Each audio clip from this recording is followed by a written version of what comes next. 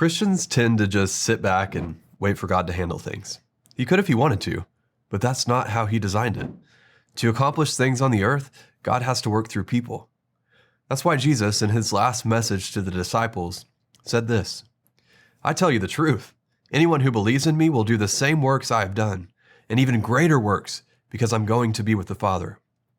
Jesus said this right after he had just explained for the umpteenth time that Jesus and God were one. The words Jesus spoke, God's. The miracles Jesus worked, yep, it was God working through him. He wants you to understand this because it reveals that you can do what he did. And not only that, but now you can do greater things than he did.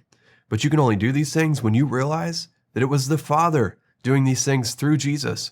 It wasn't because Jesus was superhuman. It's because he fully submitted himself to the Father. It was God's power working through Jesus, just like it can be God's power working through you. But you have to give God full control. You can't do this in your own power, just like Jesus didn't do this in his own power.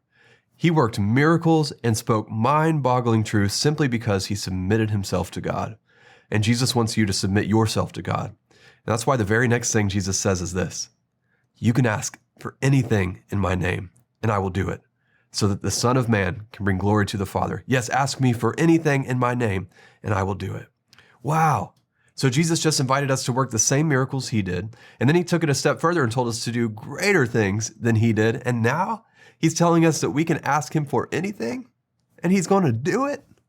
I mean, this seems impossible, but Jesus doesn't lie. This is possible, and all we have to do to walk in this power is be filled with the Holy Spirit. To get a better grasp on this, I encourage you to read my book, Jesus Ain't Woke, and enroll in my free online course, Filled with the Holy Spirit. You can get both of these resources at jesusaintwoke.com. Also, go ahead and hit the like button because that'll help this video get out to everybody who needs it. And before you go, I want to make sure that we're clear on what Jesus did for you. Jesus gave his life, not just to forgive you, but to free you from sin. He didn't just pay the penalty of your sin, he also took your sin away. You're forgiven. You're free. That's who you are when you believe in Jesus Christ. So go ahead and say this with me. Jesus Christ, I believe in you. Thank you for giving your life to save mine. I'm forgiven, I'm free, and I dedicate my life to following you. Now let's follow Jesus together. I have more videos coming your way. Be the first to know by subscribing to my email list at cadeyoung.com. We can also stay connected on YouTube, Instagram, Gab, and Telegram. Just search for Pastor Cade and you'll find me there. I'll see you soon.